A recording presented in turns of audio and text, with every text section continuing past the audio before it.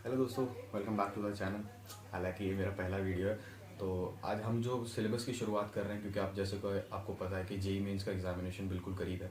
तो हम important topics, उन टॉपिक्स से जो बिल्कुल छोटे छोटे टॉपिक्स हैं, उनसे सवाल 4 नंबर का आता ही आता है। तो सबसे पहले मैं वो टॉपिक्स उठाऊंगा। तो सबसे पहले हमारे पास क्लास 12 का एक चैप्टर आता है, ईएम वेव्स। सबसे पहले हम वो स्टार्ट करेंगे। तो आओ सीधा स्क्रीन पर आ जाओ, करते हैं स्टार्ट। आ गए हम अपनी स्क्रीन पर अपनी। तो यहाँ पे अगर हम ये पहले टॉपिक की अगर बात करें, टॉपिक्स क्या क्या डिस्कवर होने वाले हैं, तो सबसे पहला जो टॉपिक है वो है हमारे पास डिस्प्लेसमेंट करंट, जो कि बहुत इंपॉर्टेंट है। And second is Maxwell current equation, जो कि हमारे पास लास्ट में जो पूरे इलेक्ट्रोडायनामिक्स का क्रक्स निकल कर आता है। उसमें 4 इक्वेशन होती हैं, और 4 में से सबसे इंपॉर्टेंट इक्वेशन जो मेरे पास है वो है मैक्सवेल करेक्शन। और इस पे बोर्ड्स वगैरह में भी जनरली सवाल बनता ही है, एंड जेई में तो आता ही है। और सबसे लास्ट टॉपिक है हमारे पास प्रॉपर्टीज ऑफ ईएमएफ, जो कि बहुत ही आसान है, इतना कोई टफ है नहीं। तो चलो स्टार्ट करते हैं।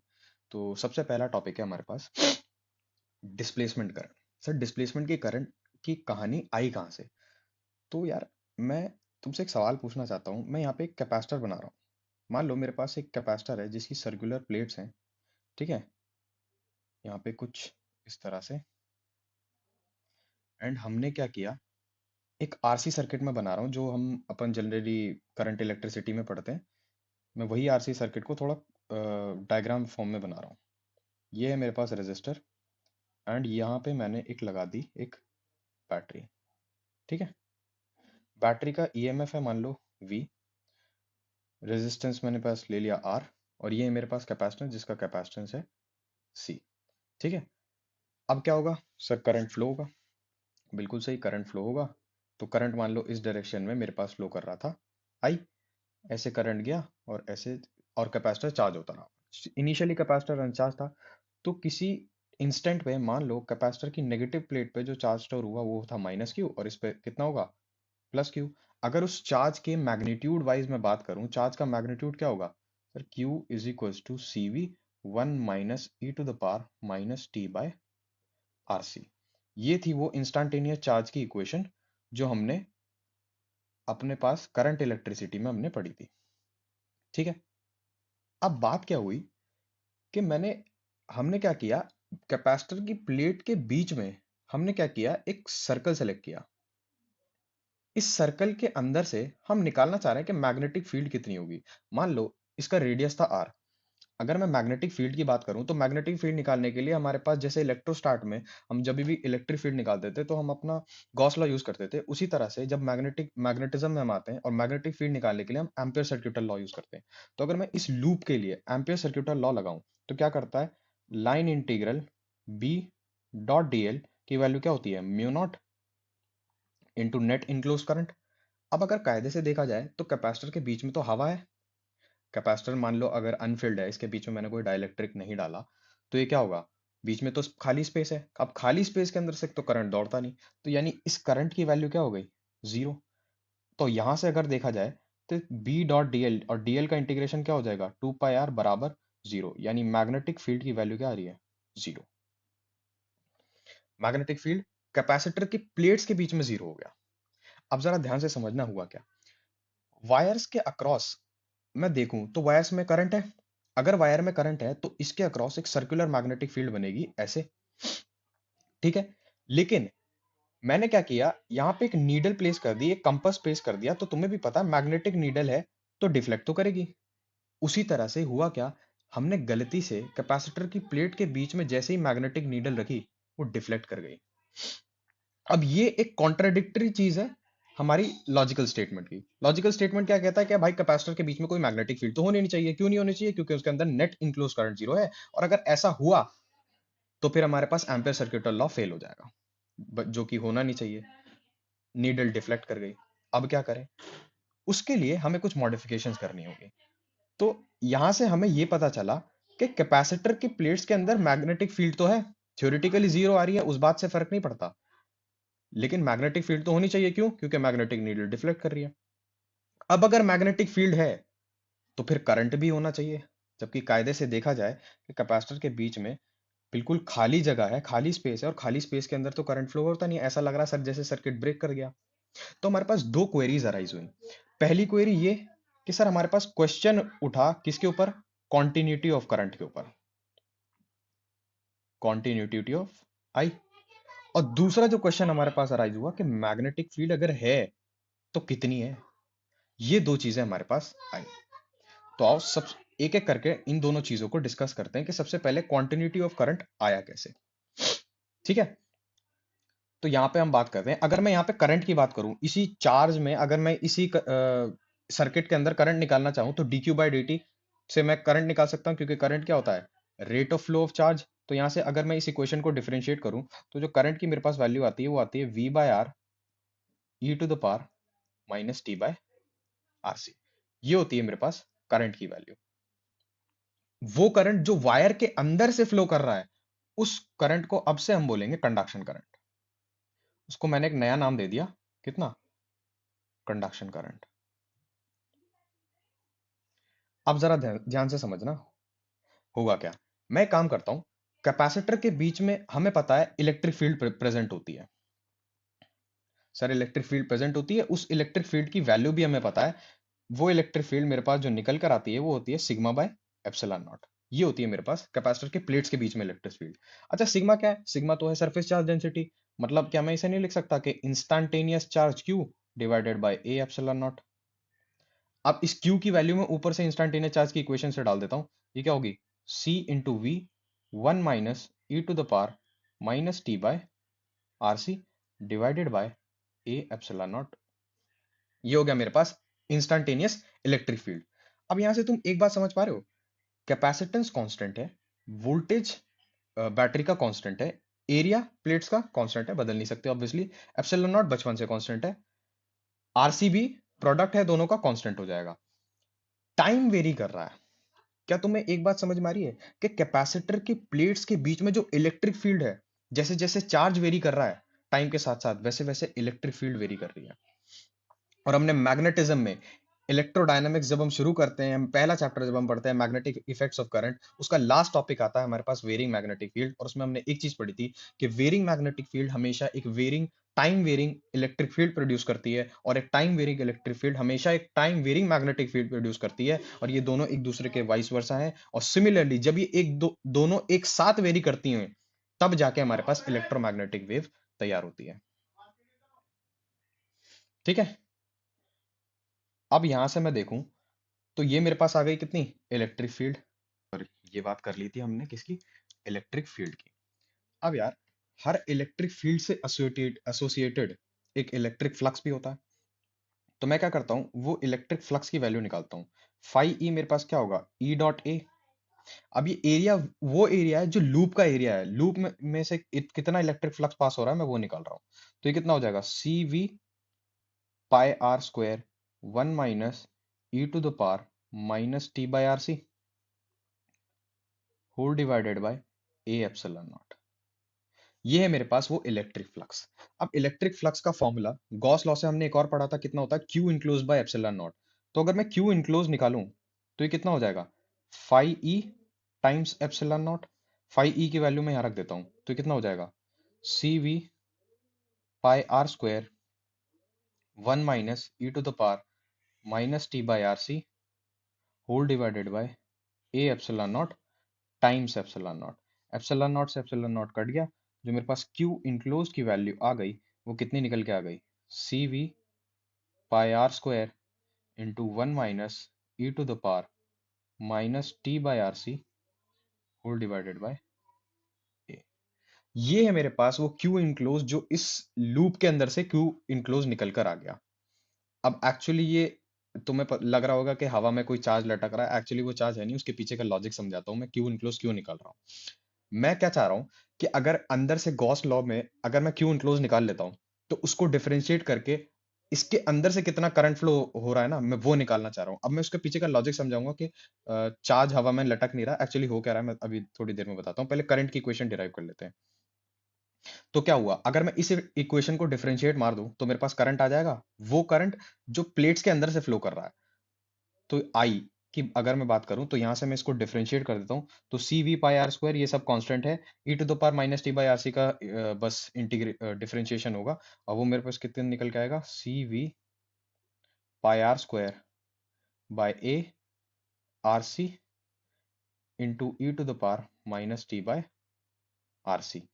सी से सी मेरे पास क्या हो गया, कैंसल आउट, तो मेरे पास जो करंट की वैल्यू आई वो कितनी आई, V pi R square into E to the power minus T by R C divided by A into are.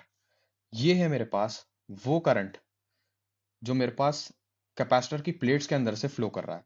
अब जरा सोचना, ये तो वो करंट है जो लूप के अंदर से निकल के आया। अगर मैं लूप में पूरे लूप के लिए निकालना चाह रहा हूं कैपेसिटर की पूरी प्लेट्स के अंदर से कितना करंट फ्लो हो रहा है, तो मैं आर की वैल्यू आर रख दूं यहाँ पे, एक काम करता हूं ना, स्मॉल रेडियस की वैल्यू कैपिटल आर रख देता हूं, तो मेरे पास टोटल करंट निकल के आ जाएगा।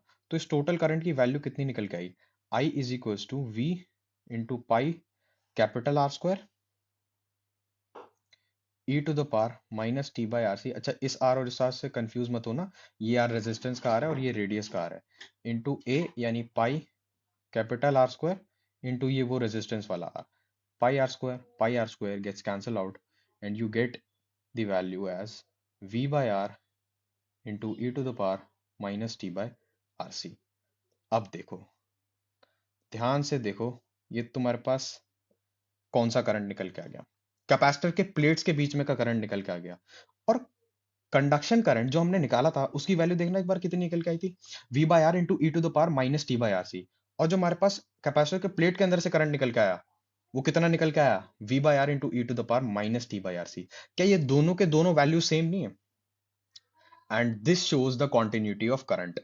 मतलब केसीएल यहाँ पे वॉयलेट नहीं हुआ। लूप के अंदर जैसे बैटरी के अंदर ने करंट निकाला, रेजिस्टेंस ने करंट लिया, फिर रेजिस्टेंस ने कैपेसिटर को करंट दिया, लेकिन कैपेसिटर के प्लेट्स के बीच में जो हमारे पास करंट नहीं आ रहा था, अब वो करंट भी हमने प्रूव कर दिया कि उतना ही होता है। तो एक्चुअली केसीएल भी यहाँ पे वॉयलेट नहीं हो रहा, यहाँ पे कॉन्टिन्यूटी ऑफ करंट है। तो पहली चीज तो हमारे पास प्रूफ हो गई कि कॉन्टिन्यूटी ऑफ करंट होती है, कैपेसिटर के प्लेट्स के बीच में भी करंट फ्लो होता है। तो ये हमारे पास केसीएल वायलेट नहीं हुआ और ये निकल के आ गया। तो कैपेसिटर के प्लेट्स के अंदर से जितना करंट फ्लो होता है ना, उस करंट को अब से हम नया नाम देंगे, इसी को हम बोलते हैं डिस्प्लेसमेंट करंट।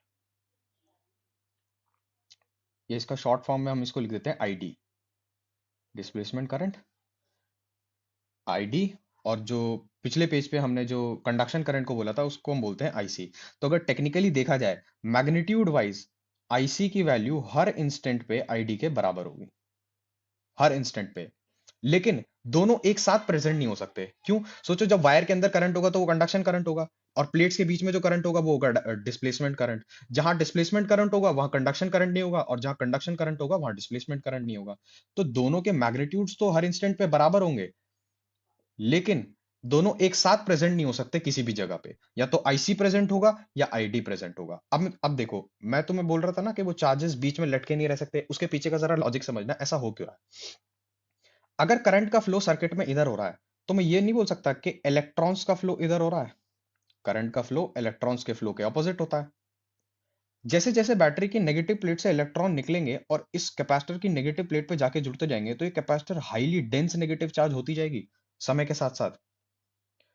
तो ये क्या करेगी, सामने वाली प्लेट्स पे जो तुम्हारे पास इलेक्ट्रॉन्स जड़े हुए हैं, उन इलेक्ट्रॉन्स पे जाके इलेक्ट्रोस्टैटिक फोर्स लगाएगी, और वो रिपेल करेंगे एक दूसरे को, और इतनी जोर से रिपेल करेंगे कि इलेक्ट्रॉन्स वापस से उतने ही मैग्नीट्यूड के इलेक्ट्रॉन्स वापस से आके सर्किट में इधर कलेक्ट हो जाएंगे। तो ये वाली जो प्लेट है ये पॉजिटिवली चार्ज धीरे धीरे होती जाएगी। सिमिलरली यही कहानी रिपीट होती रहेगी, रिपीट होती रहेगी। ये इलेक्ट्रॉन्स आए, इधर से टकराए, और इन्होंने एक दूसरे को रिपेल किया और वापस आके सर्किट में कंप्लीट हो गए, बैटरी के अंदर आ गए। फिर बैटरी ने इलेक्ट्रॉन्स इधर इलेक्ट्रॉन्स पे ईएमएफ लगाया, फिर वो नेगेटिव प्लेट पे जाके जुड़े, फिर उन्होंने सामने वाली प्लेट पे फोर्स ऑफ रिपल्शन लगाया, फिर वो वापस इधर आए, और ये सर्किट ऐसे ऐसे कंप्लीट होता रहा। तो इस बीच में हुआ क्या कि तुम्हारे पास जैसे जैसे इलेक्ट्रॉन्स यहाँ आ रहे हैं और सामने वाले इलेक्ट्रॉन्स को धक्का दे रहे हैं, तो ऐसा नहीं लग रहा कि कैपेसिटर की प्लेट्स के बीच में भी कुछ फ्लो जम रहा है। मतलब वहां भी एक रेट ऑफ फ्लो आ रहा है, आए इलेक्ट्रॉन्स, इधर से धक्का मारा, इधर से चले गए, इधर से धक्का मारा, इधर से चले गए। तो कैपेसिटर के प्लेट्स के बीच में भी एक rate of flow of electrons नजर आ रहा है हमें। हाँ भाई, कायदे से देखा जाए तो हो तो यही रहा है। उसी rate of flow of electrons के करंट को हम बोलते हैं डिस्प्लेसमेंट करंट। तो एक्चुअली इस चीज के पीछे का लॉजिक ये था। अब ये तो हो गई तुम्हारे पास जनरल वैल्यू, ये तुम्हारे पास ये जनरल वैल्यू हो गई डिस्प्लेसमेंट करंट और कंडक्शन करंट की। अब अगर तुम्हें बोल दिया जाए किसी भी कोई भी फॉर्मूला इलेक्ट्रिक फ्लक्स का, तुम्हें कोई रेट दे दिया जाए टाइम के साथ वेरी कर रहा है t² + 3t, उस केस में डिस्प्लेसमेंट करंट की वैल्यू क्या होती है? तो सिमिलरली वही चीज हम लगाएंगे कि क्यू इनक्लोज निकालेंगे सबसे पहले। वो होता है तुम्हारे पास एरिया इनटू इलेक्ट्रिक फ्लक्स। अब अगर मैं तुम्हारे पास डिस्प्लेसमेंट करंट की बात करें तो दोनों को डिफरेंशिएट कर देते हैं विद रिस्पेक्ट टू टाइम। तो जो तुम्हारे पास आईडी का जनरल फॉर्मूला निकल के आता है वो निकल के आता है A into D phi by D T, D phi E by D T. ये है तुम्हारे पास क्या, डिस्प्लेसमेंट करंट का जनरल फॉर्मूला। नीट वगैरह और जेई मेंस में जनरली ऐसे ही सवाल आते हैं, बाकी अगर एडवांस में डेप्थ में जाके पूछेगा तो ये पूछेगा तुम्हारे लिए v बाय आर वाला formula, v by R into E to the power minus T by R C. ये होता है तुम्हारे पास डिटेल्ड फॉर्मूला। और अगर जनरल फॉर्मूला डिस्प्लेसमेंट करंट की बात करूं तो होता है I D is equal to A into D phi E by D T.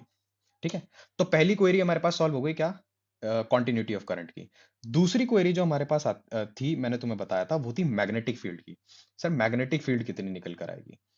तो आओ मैग्नेटिक फील्ड की भी वैल्यू निकाल लेते हैं। तो सबसे पहले हम क्या लगाएंगे, ampere circuital law. Ampere circuital का लॉ क्या कहता था, B dot D L vector बराबर म्यू नॉट टाइम्स आई। अब मैं यहाँ पे बात करूं तो बी को मैं बाहर ले लूंगा, बी होगा मेरे पास कांस्टेंट, डीएल का इंटीग्रेशन हो जाएगा 2 पाई आर उस लूप के लिए, 2 पाई आर बराबर mu naught into net enclose current, जो डिस्प्लेसमेंट करंट की वैल्यू निकल के कितनी आई थी यहाँ से, V pi into small R square E to the power minus T by R C upon A into R. तो मैं इसको लिख दूं v into pi small R square into E to the power minus T by R C whole divided by A into epsilon naught. ये निकल कर आई थी, sorry A into are, यहाँ पे आ जाएगा हमारे पास ए इंटू आर। पाई से पाई उड़ गया, एक रेडियस से एक रेडियस उड़ गया, तो तुम्हारे पास मैग्नेटिक फील्ड की वैल्यू आ गई, वो कितनी आ गई, mu naught V into small R E to the power minus T by R C whole divided by 2 AR। ये वो मैग्नेटिक फील्ड है जो तुम्हारे पास लूप के अंदर से है। अब अगर तुम्हें टोटल मैग्नेटिक फील्ड निकालनी है कि तो कैपेसिटर की प्लेट के बीच में टोटल मैग्नेटिक फील्ड कितनी आती है, तो स्मॉल आर की वैल्यू तुम कैपिटल आर रख लेना, और वहां से वो कैंसिल आउट हो जाएगा, फिर उसके बाद तुम्हारे पास टोटल जो तुम्हारे पास इक्वेशन है वो निकल कर आ जाएगी मैग्नेटिक फील्ड की। तो हमारे पास दोनों क्वेरी सॉल्व हो गई। पहला तो कंटिन्यूटी ऑफ करंट, तो हमने करंट की वैल्यू भी प्रूव कर दी कि अंदर करंट होता है और वो कितना होता है ये भी प्रूव कर दिया। Conduction current is equal to displacement current के इक्वल ला के प्रूव कर दिया। और दूसरी चीज हमारे पास जो मेन चीज आई थी वो थी मैग्नेटिक फील्ड की, तो मैग्नेटिक फील्ड भी निकाल के हमने दिखा दिया। अब जो हमारे पास नेक्स्ट इक्वेशन आती है, तो इसका मतलब कि जो हमारे पास मैक्सवेल इक्वेशन थी, जो सॉरी हमारे पास जो एम्पेयर सर्क्यूटल लॉ था, क्या, line integral B dot D L बराबर म्यू नॉट इंटू आई, ये कहीं ना कहीं फेल हो रहा थोड़ी थोड़ी जगह। क्योंकि कैपेसिटर के प्लेट के बीच में अगर हम पहले जो हमारी क्वेरी थी कि अगर करंट जीरो हो गया तो इस हिसाब से मैग्नेटिक फील्ड जीरो आएगी, तो इस हिसाब से इक्वेशन को तो हमें करेक्ट करने की जरूरत है। इसमें तो कुछ फ्लॉज हैं, तो उन फ्लॉज की हम एक बार करेक्शन कर लेते हैं। और वो करेक्शन किसने दिया, मैक्सवेल भाई साहब ने। मैक्सवेल करेक्शन इसको बोलते हैं। कुछ नहीं कहा उन्होंने, कहा कि line integral B dot D L की value mu naught into net enclose current नहीं होगी, वो होगी तुम्हारे पास mu naught into I C plus I D, conduction current plus displacement current. इसकी वैल्यू तुम्हारे पास ये निकल कर आएगी। अब जरा देखना, जहां तुम्हारे पास कंडक्शन करंट होगा वहां डिस्प्लेसमेंट नहीं होगा, और जहां तुम्हारे पास डिस्प्लेसमेंट करंट होगा वहां कंडक्शन नहीं होगा। दोनों मैग्नीट्यूड वाइज बराबर है, तो इक्वेशन यहां से होल्ड कर गई। अब कैपेसिटर के प्लेट के बीच में अगर बात करूं तो कंडक्शन होता नहीं, डिस्प्लेसमेंट होता है, और डिस्प्लेसमेंट की वही वैल्यू होती है जो कंडक्शन की होती है। तो तुम्हारे पास अब वो इक्वेशन होल्ड कर रही है और वहां से तुम कोई भी वैल्यू निकाल सकते हो। तो ये है तुम्हारे पास मैक्सवेल की इक्वेशन। ये छोटी सी एक करेक्शन थी जो मैक्सवेल ने की थी। अब आ जाते हैं अपने मेन टॉपिक पे, जो कि है तुम्हारे पास properties of EM waves. Third और सबसे लास्ट टॉपिक के इस चैप्टर के, मैं जैसे कि मैंने बोला था बहुत ही छोटा सा चैप्टर है और बहुत ज़्यादा स्कोरिंग है। इसमें कुछ नहीं करना तुम्हें, बस छोटी छोटी छोटी चीज़ें याद रखोगे, लॉजिकल चीज़ें याद करोगे तो ये हो ही जाएगा। तो ये है हमारे पास सबसे last topic, that is properties of EM waves. अब पहली बात, ईएम वेव्स बनती कैसे हैं। तो यहाँ पे तुम्हें ईएम वेव्स नाम से ही समझ में आ रहा है कि यार इलेक्ट्रोमैग्नेटिक वेव्स, तो इसमें दो शब्द हैं, पहला इलेक्ट्रो और दूसरा मैग्नेटिक। इलेक्ट्रो का मतलब है इसके अंदर एक कंपोनेंट होगा इलेक्ट्रिक फील्ड का और दूसरा कंपोनेंट होगा तुम्हारे पास मैग्नेटिक फील्ड का। ये दोनों साइमल्टेनियसली जब एक दूसरे के परपेंडिकुलर चल रही होंगी तब, और जब टाइम के साथ वेरी कर रही होंगी तब बनेगी हमारे पास एक electromagnetic wave, that is EM wave. तो इन दोनों को परपेंडिकुलर दिखाने के लिए मैं एक साइनोसॉइडल वेव, पहले एक काम करता हूँ, इलेक्ट्रिक फील्ड को मैं एक्स जेड प्लेन में शो या एक्स वाई प्लेन में शुरू करता हूँ ग्रीन कलर से। ये देखना, मान लो ये है मेरे पास साइनोसॉइडल वेव कुछ इस तरह से, ये है मेरे पास इलेक्ट्रिक फील्ड का कंपोनेंट। और अगर मैं मैग्नेटिक फील्ड की बात करूं तो मैं एक्स जेड प्लेन में मैग्नेटिक फील्ड ले लेता हूं। तो ये है मेरे पास मैग्नेटिक फील्ड, ये देख पा रहे हो मैं डॉटेड लाइन से बना रहा हूँ। ये है मेरे पास मैग्नेटिक फील्ड, टाइम के साथ साथ ऐसे वेरी कर रही है, ये साइनोसॉइडल वेव है। तो ये कुछ इस तरह से बनेगी। ये है मेरे पास ऑरेंज कलर से जो मैंने दिखाया है, ये है मेरे पास मैग्नेटिक फील्ड वेक्टर। और ग्रीन कलर से जो मैंने दिखाया है, ये है मेरे पास इलेक्ट्रिक फील्ड वेक्टर।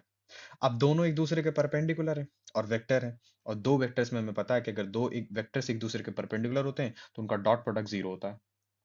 यानी पहली चीज, E vector dot B vector तुम्हारे पास निकल के आता है, दैट इज जीरो। ठीक है। अब दोनों एक दूसरे के परपेंडिकुलर हैं, तो वेव का प्रोपोगेशन हम कैसे निकालेंगे? इलेक्ट्रोमैग्नेटिक वेव कहाँ प्रोपोगेट कर रही होगी?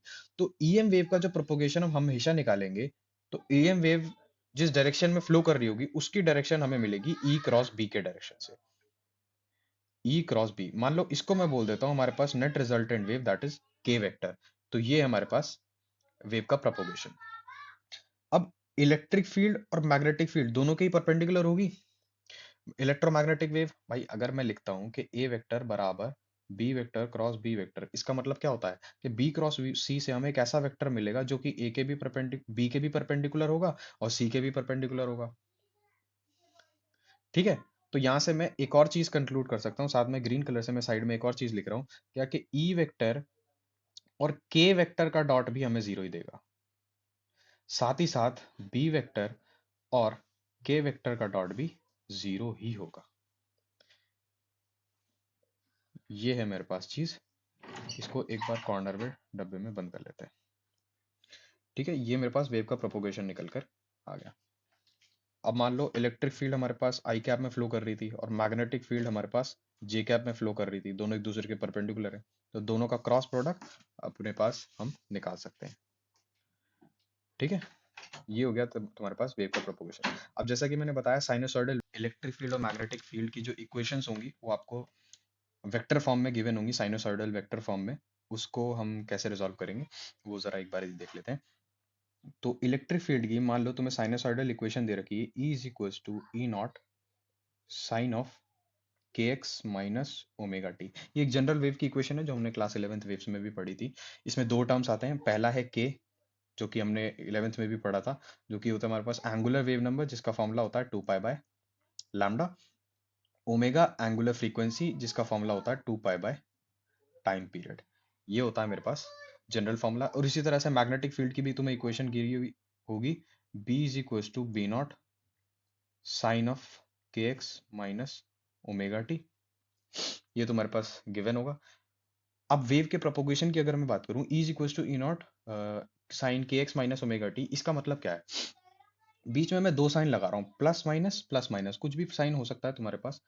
प्लस साइन ये इंडिकेट करता है कि वेव हमारे पास जो प्रोपोगेट हो रही है वो लेफ्ट साइड में, यानी माइनस एक्स एक्सिस की तरफ हो रही है, लेफ्ट में। और माइनस साइन ये इंडिकेट करता है कि हमारे पास वेव जो प्रोपोगेट हो रही है वो राइट में प्रोपोगेट हो रही है, that is positive x axis में। सिमिलरली प्लस माइनस का इंडिकेशन मैग्नेटिक फील्ड में भी हमारे पास यही रहेगा।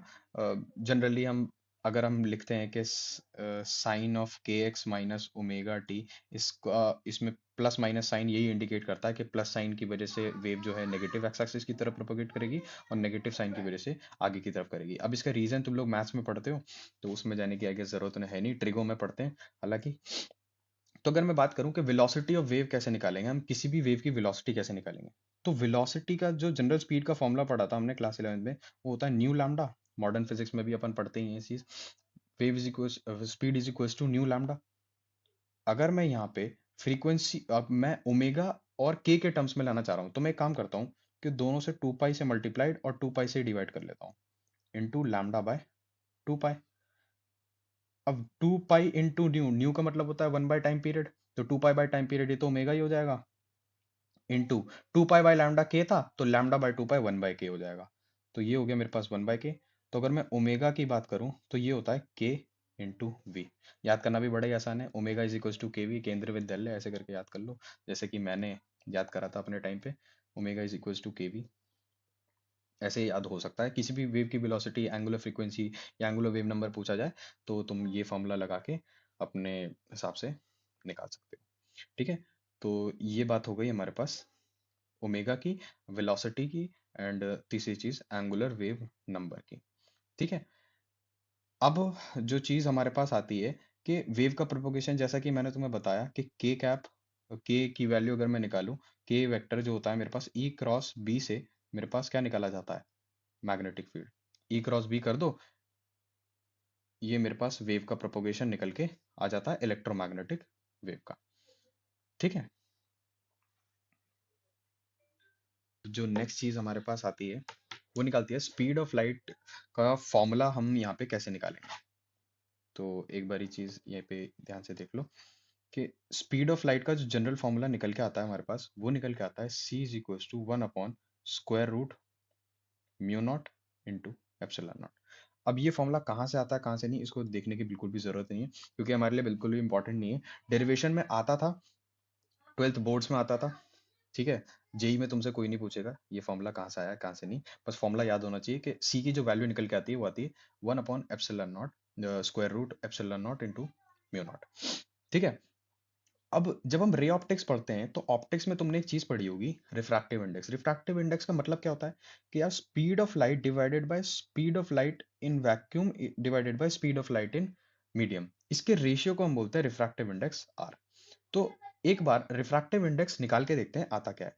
अगर मैं जनरल फॉर्मूले वी की बात करूं तो वो क्या होगा, 1 किसी भी मीडियम के अंदर जो तुम्हारे पास म्यू निकल के आता है वो कितना होता है, mu naught into mu R, mu relative, divided by epsilon naught into epsilon R. ये हो जाएगा जनरल फॉर्मूला। तो सी बाय वी का जो रेशियो मेरे पास निकल के आएगा, जरा वो कैलकुलेट करते हैं एक बार कितना आता है। वो आता है मेरे पास square root mu naught into epsilon naught divided by 1/√म्यू naught into mu R into epsilon naught into epsilon R. अब म्यू नॉट एप्सिलॉन नॉट और म्यू नॉट एप्सिलॉन यहाँ से कैंसिल हो गए, तो मेरे पास जो रेशियो निकल के आया वो कितना निकल के आया, mu R into epsilon R. इसी रेशियो को हम बोलते हैं क्या, रिफ्रैक्टिव इंडेक्स। तो रिफ्रैक्टिव इंडेक्स का फॉर्मूला हमारे पास निकल के आ गया, वो कितना होता है, square root mu R into epsilon R. ये फॉर्मूला याद रखना रख सकते हो, नहीं तो डिराइव करने में हार्डली 4 से 5 सेकेंड ही लगेंगे तुमको। तो याद रखना, वैसे तो याद कर लेना चाहिए, क्योंकि डायरेक्ट अगर फॉर्मूला आ गया म्यू आर एप्सिलॉन आर का, तो वहां से डायरेक्टली तुम लोग ये चीज डिराइव कर सकते हो। ठीक है, तो ये हमारे पास चीज आ गई। अब जो हमारे पास सबसे लास्ट टॉपिक आता है वो आता है एनर्जी डेंसिटीज का। एनर्जी डेंसिटीज दोनों ही हमने मैग्नेटिज्म में प्लस इलेक्ट्रोस्टैट्स में दोनों ही जगह पढ़ी थी एनर्जी डेंसिटीज। अब जरा ध्यान से देखना, इलेक्ट्रोमैग्नेटिक वेव दो चीजों से बनती है, पहले इलेक्ट्रिक फील्ड से, इलेक्ट्रिक फील्ड वेव से, और दूसरी मैग्नेटिक फील्ड वेव से। अगर एनर्जी डेंसिटी टोटल की मैं बात करूं इलेक्ट्रोमैग्नेटिक वेव की, तो वो भी दो चीजों से बनेगी, पहला कंपोनेंट होगा उसमें इलेक्ट्रिक फील्ड का, दूसरा कंपोनेंट होगा मैग्नेटिक फील्ड का। तो क्या करेंगे, दोनों की एनर्जी डेंसिटीज अलग अलग से निकालेंगे, साथ में दोनों को ऐड कर देंगे, तो वो होगी मेरे पास टोटल एनर्जी डेंसिटी। तो मैं अगर मैं बात करूं म्यू टोटल की बात करूं तो कितनी होगी, म्यू ई प्लस में म्यू बी। म्यू ई की वैल्यू हमने पढ़ी थी half epsilon naught E square plus 1/2 mu naught into B square. अब ये जो ई स्क्वायर और बी स्क्वायर होता है ना, यहाँ पे बड़ा इंपॉर्टेंट चीज एक आ जाती है कि यहाँ पे साइनोसॉइडल वेव के लिए हम ई को लेते हैं ई आर एम एस और बी को लेते हैं हम बी आर एम एस। तो एक्चुअली ये पीक वैल्यू के टर्म्स में नहीं है अपनी, ये आर एम एस फॉर्म में होती है। जब भी साइन आ जाता है तब भी हम आर एम एस वैल्यू लेते हैं, या कॉस आ जाता है। ये बात तो हमने ऑल्टरनेटिंग करंट वगैरह में पढ़ी ली थी और पढ़ते ही हैं जनरली। तो ये हो जाती है तुम्हारे पास टोटल एनर्जी डेंसिटी। ठीक है। अब एक वेलोसिटी सेलेक्टर में हमने मैग्नेटिज्म में एक और फॉर्मूला पढ़ा था, क्या, कि c जो हमारे पास स्पीड ऑफ लाइट निकल के आता है वो आता है electric field divided by magnetic field. ठीक है, तो यहाँ से E is equals to B C. तो सबको याद होगा भाई, इसे इस फॉर्मूले को कौन ही भूल सकता है। ठीक है, E is equals to B C करके एक फॉर्मूला होता है। यहाँ से स्पीड ऑफ लाइट और मैग्नेटिक फील्ड और इलेक्ट्रिक फील्ड में तुम्हारे पास एक रिलेशन आ गया। तो होता क्या है कि म्यू ई और म्यू बी आपस में बराबर होते हैं। जितनी एनर्जी डेंसिटी इलेक्ट्रिक फील्ड के अंदर स्टोर होती है किसी भी ईएम वेव के अंदर, उतनी ही एनर्जी डेंसिटी तुम्हारे पास मैग्नेटिक फील्ड के अंदर स्टोर होती है। अब जरा इसका प्रूफ देखना ऐसा होता क्यों है। मैं स्टार्ट कर रहा हूँ half epsilon naught E square से। तो मैं क्या करता हूँ, half epsilon naught E is equal to B C से ई की वैल्यू मैं बी सी डाल देता हूँ, तो ये क्या हो जाएगा, B square C square half epsilon naught B square. अब सी की जगह हम डाल सकते हैं 1 upon square root mu naught into epsilon naught, लेकिन जब स्क्वायर करेंगे तो स्क्वायर रूट गायब हो जाएगा, तो ये क्या हो जाएगा, mu naught into epsilon naught से एप्सिलॉन नॉट कट गया, तो वैल्यू कितनी आ गई, B square by 2 mu naught. अब एक चीज हमारे पास प्रूव हो गई कि जितनी एनर्जी डेंसिटी हमारे पास इलेक्ट्रिक फील्ड के अंदर स्टोर होती है, उतनी ही एनर्जी डेंसिटी हमारे पास मैग्नेटिक फील्ड के अंदर स्टोर होती है। तो दोनों के दोनों क्या होती हैं, बराबर होती हैं। तो किसी भी इलेक्ट्रोमैग्नेटिक वेव में जो टोटल एनर्जी डेंसिटी स्टोर होती है, वो किसी भी एक के फॉर्म में मैं लिख लेता हूँ, चलो दोनों में लिखेंगे, वो कितनी होगी, एप्सिलॉन नॉट ई स्क्वायर, और यहाँ पे ध्यान रखना ये आरएमएस होता है, आरएमएस वैल्यू, या फिर और बी आरएमएस का स्क्वायर बाय म्यू नॉट। ये होती है तुम्हारे पास टोटल एनर्जी डेंसिटी। किसी भी इलेक्ट्रोमैग्नेटिक वेव के अंदर जो स्टोर्ड एनर्जी होती है वो टोटल ये होती है। ठीक है, अब बस हम अपने चैप्टर के लास्ट टॉपिक पे आ जाते हैं, दैट इज इलेक्ट्रोमैग्नेटिक स्पेक्ट्रम। तो अब हमारे पास जो लास्ट टॉपिक आ जाता है that is electromagnetic spectrum. Electromagnetic spectrum बहुत ही आसान है, एक बार इसका जरा ऑर्डर्स बहुत इंपॉर्टेंट है, ऑर्डर्स देख लेते हैं कि किस ऑर्डर में क्या क्या चीज़ रहती है। तो इलेक्ट्रोमैग्नेटिक स्पेक्ट्रम हमारे पास कुछ इस तरह से होता है, cosmic, gamma, X-ray, ultraviolet, visible, infrared, microwave और रेडियो।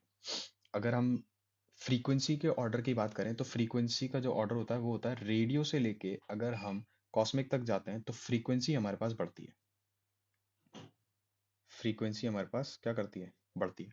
अगर फ्रीक्वेंसी बढ़ रही है तो E is equals to H F formula जो हमारे पास मॉडर्न फिजिक्स में होता है, उससे हम देख रहे हैं कि प्लैंक्स कांस्टेंट इनटू फ्रीक्वेंसी, तो एनर्जी बढ़ेगी। तो एनर्जी का भी ऑर्डर हमारे पास यही होगा। तो अगर फ्रीक्वेंसी इस ऑर्डर में बढ़ रही है तो एनर्जी भी इसी ऑर्डर में बढ़ेगी। ये होगी हमारे पास एनर्जी। और E is equals to H C by lambda से, यानी E is inversely proportional to lambda. तो मैं जहाँ एनर्जी बढ़ेगी वहाँ वेवलेंथ घटेगी। तो अगर मैं वेवलेंथ के ऑर्डर की बात करूँ तो कॉस्मिक से लेके रेडियो तक हमारे पास वेवलेंथ इंक्रीज करती है। तो वेवलेंथ का ऑर्डर होता है हमारे पास। विजिबल रीजन की अगर बात करूँ, ये वो रीजन होता है जहाँ जिसमें हमें कलर्स दिखाई देते हैं। तो ये हमारे पास विबग्योर, ये वही होता है जो बचपन में हमने पढ़ा था, VIBGYOR, violet, indigo, blue, green, yellow, orange, red. कुछ वेवलेंथ है जनरली जो तुम्हें याद रखनी है, वो होती है वेवलेंथ। रेड कलर की जो वेवलेंथ होती है वो लगभग लगभग 8,000 एंगस्ट्रॉम होती है, और तुम्हारे पास वायलेट की जो वेवलेंथ होती है वो लगभग लगभग 4,000 एंगस्ट्रॉम होती है। ठीक है, तो बस यहाँ तुम्हारे पास चैप्टर ये होता है खत्म। बहुत छोटा सा चैप्टर था, इसे एक बार अच्छे से कर लेना। थ्योरी मैंने सारी पढ़ा दी, अब इस पे क्वेश्चंस वगैरह ट्राई कर लेना, बहुत आसान सवाल आते हैं। जो भी सवाल होगा वो तुमसे बन जाएगा। तो अपन नेक्स्ट चैप्टर में मिलते हैं। Bye bye.